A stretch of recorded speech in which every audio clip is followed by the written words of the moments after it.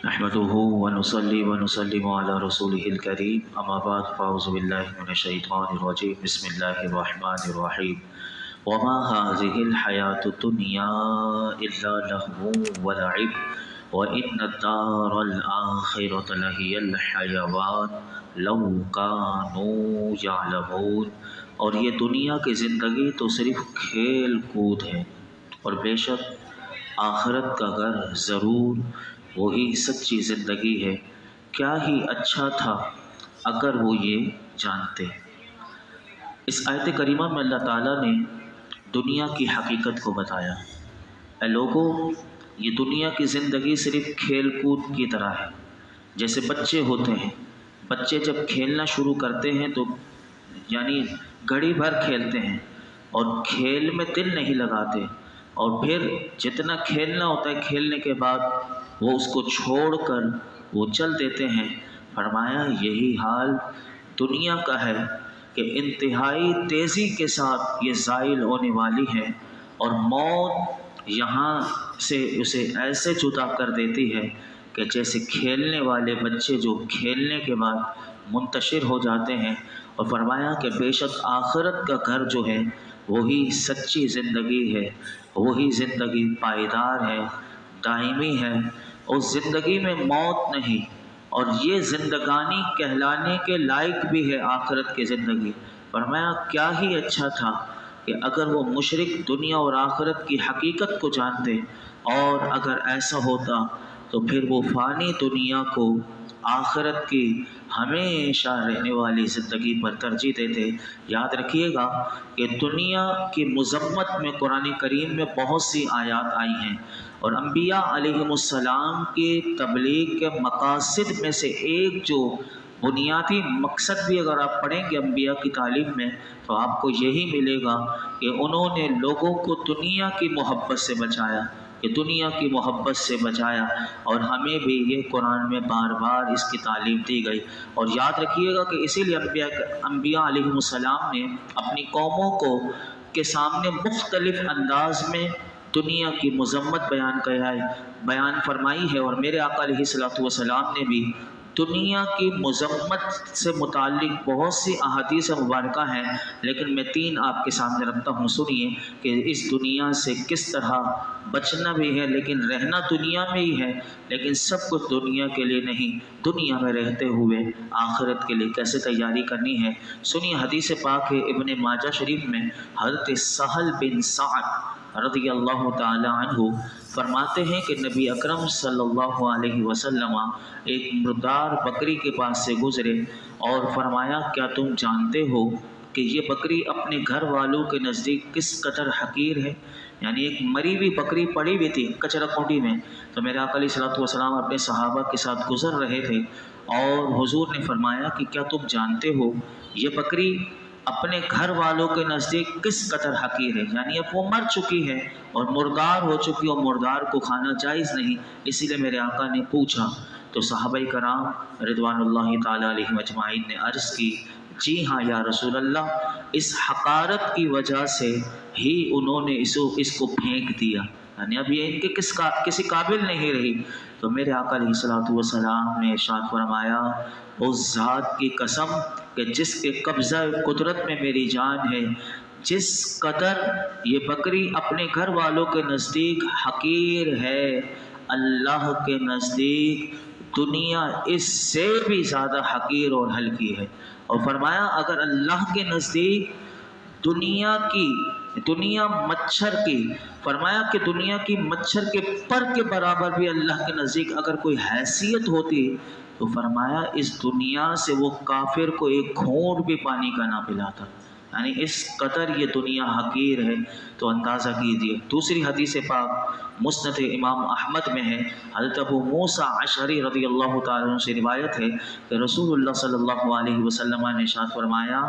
جو شخص اپنی دنیا سے محبت کرتا ہے وہ اپنی آخرت کو نقصان پہنچاتا ہے، اور جو آدمی اپنی آخرت سے محبت کرتا ہے وہ اپنی دنیا کو نقصان پہنچاتا ہے، بس فنا ہونے والی پر باقی رہنے والی کو तरजीह दो। और तीसरी हदीस पाक शुआबुल ईमान में है, हज़रत अबू जाफ़र रज़ी अल्लाह तआला अन्हु से रिवायत है कि रसूलुल्लाह सल्लल्लाहु अलैहि वसल्लम ने इरशाद फरमाया,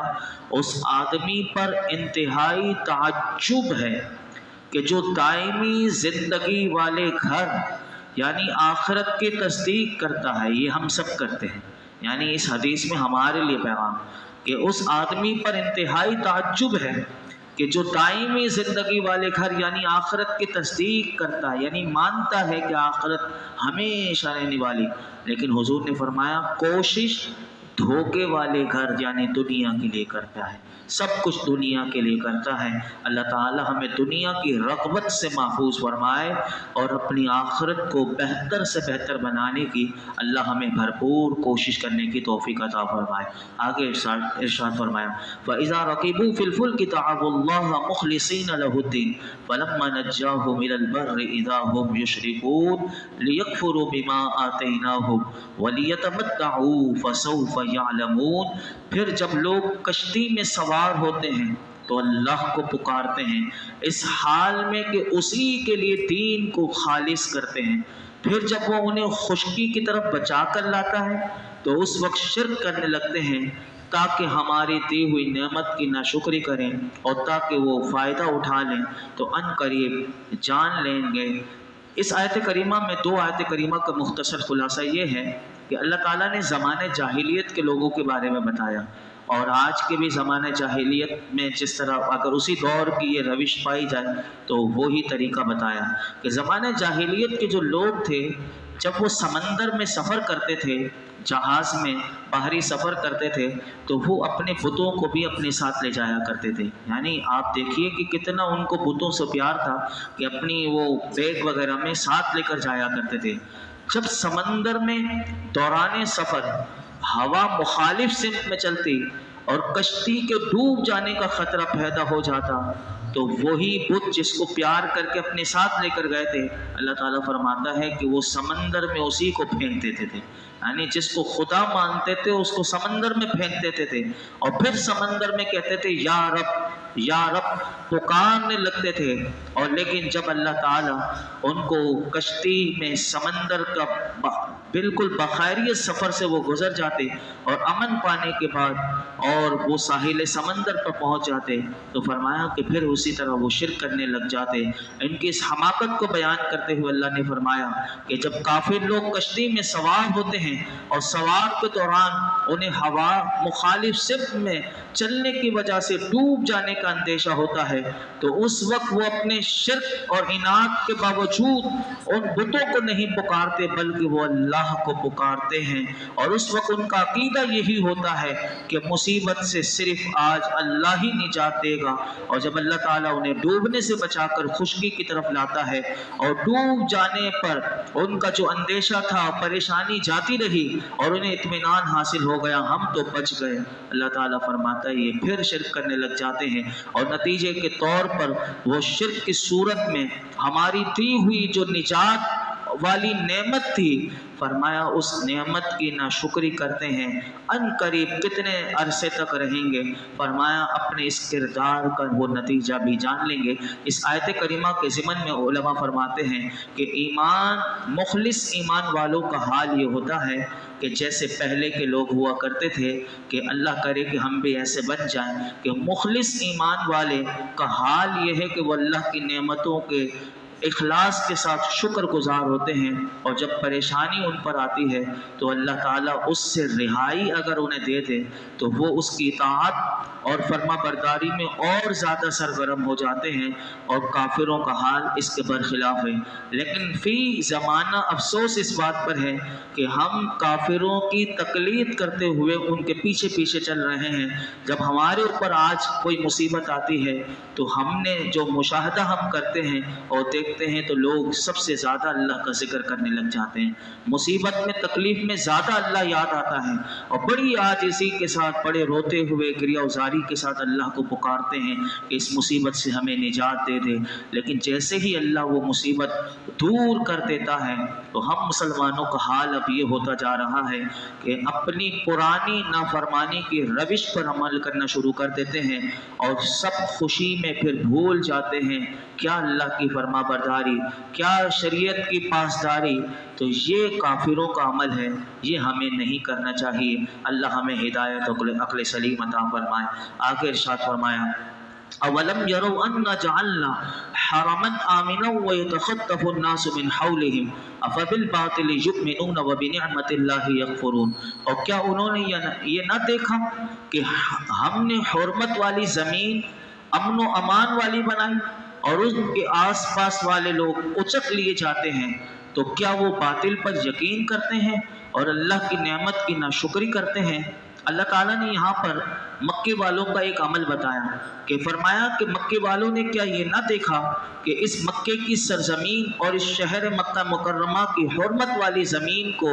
उनके लिए अमन व अमान वाला हमने बनाया कि इस सरजमीन में वो अमन व अमान से रहते हैं, जबकि इसके आस पास वाले जो बस्तियाँ और शहर हैं, फरमाया वहाँ के लोग कत्ल किए जाते हैं, गिरफ्तार किए जाते हैं। इस अमन व सुकून की नेमत पर तो इन्हें अल्लाह का शुक्र अदा करना चाहिए था, लेकिन उनकी हालत ये है कि ये बुतों पर यकीन रखते हैं और मेरे महबूब से और इस्लाम से कुफ्र करके अल्लाह की दी हुई नेमत की नाशुक्री करते हैं। आगे इरशाद फरमाया, वमन अज़लमु मिम्मन इफ्तरा अलल्लाहि कज़िबन औ कज़्ज़ब बिल हक़्क़ि लम्मा जाअ अलैसा फ़ी जहन्नम मस्वल लिल काफ़िरीन। और उससे बढ़कर जालिम कौन कि जो अल्लाह पर झूठ बांधे या हक को झुटलाए जब वो उसके पास आए, क्या काफिरों के लिए जहन्नम में ठिकाना नहीं। इस आयत में अल्लाह ताला ने फरमाया कि उससे बढ़कर जालिम कौन होगा कि जो अल्लाह पर झूठ बांधे या उसके लिए शरीक ठहराए या उसके पास जब हक आए तो उसको झुटला दे और सरकार दो आलम सल्लल्लाहु अलैहि वसल्लम की नबुव्वत और कुरान को ना माने। बेशक ऐसे जालिमों और हक के मुनकिरों का ठिकाना जहन्नम ही है। उलमा कहते हैं अल्लाह पर झूठ बांधने की मुख्तलिफ सूरतें हैं। नंबर 1, काफिर का बुत परस्ती करके ये कहना कि अल्लाह ने ही इसका हुक्म दिया है, ये अल्लाह पर झूठ बांधना है। जैसे कि कुरान में है कि वो काफिर बुत परस्ती करके कहते हैं कि अल्लाह ने ही हमें इसका हुक्म दिया, ये अल्लाह पर बहुत बड़ा झूठ। नंबर 2, जैसे कि जितने नबूवत का दावा करने वाले हैं, जैसे मिर्ज़ा कादियानी हो गया, तो नबूवत का झूठा दावा करना और कहना कि मुझे खुदा ने ही नबी बनाया, ये अल्लाह पर सबसे बड़ा झूठ है। तो ऐसे लोगों का ठिकाना जहन्नम। नंबर 3, अल्लाह की किताब, क्योंकि अब इस लफ्ज़ों को तो नहीं बदल सकते, ज़बर ज़ेर को नहीं बदल सकते, लेकिन लोग इसके तर्जुमे में, इसके मफहूम बताने में खलत मलत करते हैं और तावीलें करते हैं और गलत बयानी करते हैं। तो ऐसे लोगों का ये कह देना कि ये अल्लाह की तरफ से है, ये अल्लाह पर झूठ बांधना है। अब जैसे हज़रत इदरीस अलैहिस्सलाम के लिए है वरफ़अनाहु मकानन अलिय्या, 16वें पारे में वहाँ जो अलिय्या है कि अल्लाह ने उन्हें बुलंदी अता फरमाई और आसमान पर, तो लोग वहाँ से उससे मुराद हज़रत अली को लेते हैं। अब देखिए ये कितना बड़ा, कुरान ही पढ़ते हैं लेकिन वहाँ मुराद अल्लाह की क्या है, लेकिन वहाँ से हज़रत अली के लिए उसको साबित करते हैं कि अली अल्लाह ने उनके लिए फरमाया। अब देखिए ये है ना, इस तरह के माशरे में लोग पाए जाते हैं। इसी तरह अल्लाह पर झूठ बांधने की एक सूरत ये भी होती है कि नबी का इनकार करना और ये कहना कि उन्हें अल्लाह ने नबी नहीं बनाया, ये भी अल्लाह पर झूठ बांधना। और 5वां वो बड़ा ख़तरनाक है कि कोई सा भी मसला मालूम ना हो, झूठा मसला बयान करके फिर कहना कि ये अल्लाह का हुक्म है, और वो बयान अगर कोई इस तरह कर दे कि ये अल्लाह का हुक्म है, ये बयान इसी तरह, और वो मसला ना हो और वो झूठ हो, तो ये सब अल्लाह पर झूठ बांधना है। तो फरमाया उससे बढ़कर जालिम कौन कि जो अल्लाह पर झूठ बांधे या हक को झुटलाए जब वो उसके पास आए, क्या काफिरों के लिए जहन्नम में ठिकाना नहीं। सूरह अनकबूत की आखिरी आयत सुन लीजिए और फिर कल से इंशाअल्लाह सूरह रूम का आगाज़ होगा। आखिरी आयत सूरह अनकबूत की फरमाया वल्लज़ीन जाहदू फ़ीना लनहदियन्नहुम सुबुलना व इन्नल्लाहा लमअल मुहसिनीन। और जिन्होंने हमारी राह में कोशिश की ज़रूर हम उन्हें अपने रास्ते दिखा देंगे, बेशक अल्लाह नेकों के साथ है। इस आयत में इतना लुत्फ़ है कि इसके तर्जुमे को अगर आप पढ़ते चले जाएं तो आपको एक नई लज्जत और आप तुम्हें अमल का जज्बा बढ़ जाएगा। सुनिए, مفسرین فرماتے ہیں اس آیت کے معنی میں بہت وسعت ہے، یعنی اتنی وسعت ہے کہ مفسرین نے مختلف انداز سے اسے تعبیر کیا کہ جو اللہ نے فرمایا۔ یہاں 4 اقوال میں آپ کے سامنے رکھتا ہوں۔ نمبر 1، حضرت عبداللہ بن عباس رضی اللہ عنہما فرماتے ہیں اس کے معنی یہ ہیں، یہ جو اللہ نے فرمایا جنہوں نے ہماری راہ میں کوشش کی، یعنی اللہ کے راستے میں کوشش کی، تو فرمایا جس نے ہماری اطاعت کرنے میں کوشش کی تو ہم ضرور انہیں اپنے ثواب کے راستے دکھا دیں گے۔ حضرت عبداللہ بن عباس فرماتے ہیں یعنی جو نیکی میں آگے بڑھنا چاہتا ہے اللہ اس کے لیے نیکی کے راستے اور دکھائے گا کس میں ثواب زیادہ ہے، اور وہ نیکی میں آگے بڑھتا چلا جائے گا اور اللہ کا قرب اسے نصیب ہوتا چلا جائے گا۔ نمبر 2، حضرت جنید رضی اللہ تعالی عنہ فرماتے ہیں کہ اس کے معنی یہ ہے کہ جو لوگ توبہ کرنے میں کوشش کرتے ہیں تو ہم ضرور انہیں اخلاص کے راستے دکھا دیتے ہیں، یعنی جو توبہ والے ہوتے ہیں، استغفار کرنے والے، اپنے گناہوں کی معافی مانگنے کے لیے آ جاتے ہیں، فرمایا اللہ اس کو ایسے ایسے راستے دکھاتا ہے پھر توبہ پر استقامت بھی انہیں مل جاتی ہے۔ حضرت فضیل بن عیاض رحمت اللہ علیہ اس آیت کے معنی یہ بیان کرتے ہیں، اس کے معنی یہ ہیں کہ جو لوگ علم حاصل کرنے کی کوشش کریں گے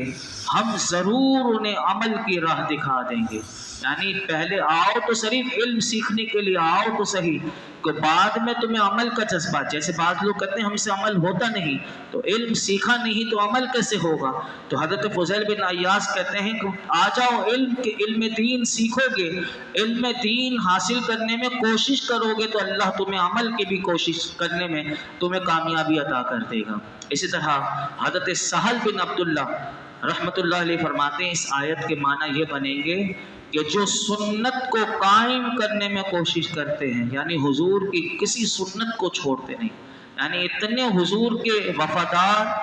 حضور کے ایسے عاشق، حضور سے ایسی محبت کرنے والے کہ جو سنت کو قائم کرنے کی کوشش کرتے ہیں، فرمایا ہم انہیں جنت کے راستے دکھا دیں گے۔ اللہ اکبر۔ تو اس میں بڑی وسعت ہے، آپ غور کریں گے تو اب اس کو اگر سمیٹوں میں چاروں اقوال کو، تو علماء کہتے ہیں کہ یہ آیت شریعت و طریقت کی جامع ترین آیت ہے، کہ یعنی جو توبہ میں کوشش کریں گے انہیں اخلاص کی، جو طلب علم میں کوشاں ہوں گے انہیں عمل کی، جو اتباع سنت میں کوشش کریں گے انہیں جنت کی راہ دکھا دیں گے۔ اور اللہ تعالیٰ تک پہنچنے کے اتنے راستے ہیں کہ جتنی تمام مخلوق کی سانس ہے، یعنی کوئی اللہ کا ایک راستہ نہیں ہے اللہ تک پہنچنے کا،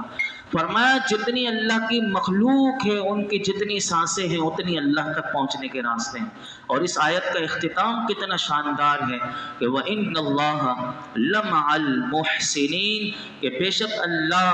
نیکیوں کے ساتھ ہے، کہ ارشاد فرمایا کہ اللہ تعالیٰ جو ہے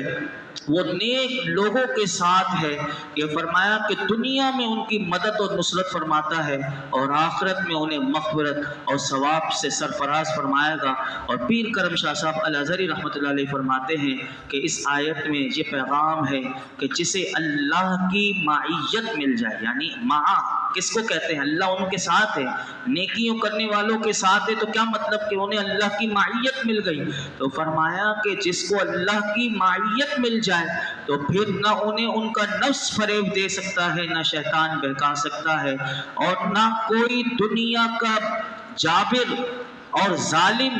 کوئی بھی ہو، فرمایا دشمن اس بندے کا بال بھی کا نہیں کر سکتا۔ فرمایا خلوص نیت سے مصروف جہاد رہنا، اپنی توانائیوں کو، وسائل کو آخری حد تک بروکار لانا، فرمایا ان کا کام ہے، اور منزل مقصود تک پہنچانا رب کریم کا کام ہے۔ اور یہ جو اللہ نے فرمایا میں ان کے ساتھ ہوں، تو یاد رکھنا کہ ان اللہ لا یخلف المیعاد، اللہ اپنے وعدوں کے خلاف نہیں کرتا، جو اس نے کہا وہ حقیقت ہے، اور پھر اس کی معیت جس کو مل جاتی ہے اس کے وارے نیارے ہو جاتے ہیں۔ اللہ تعالی ہمیں کثرت سے نیکیاں کرنے اور اپنی راہ میں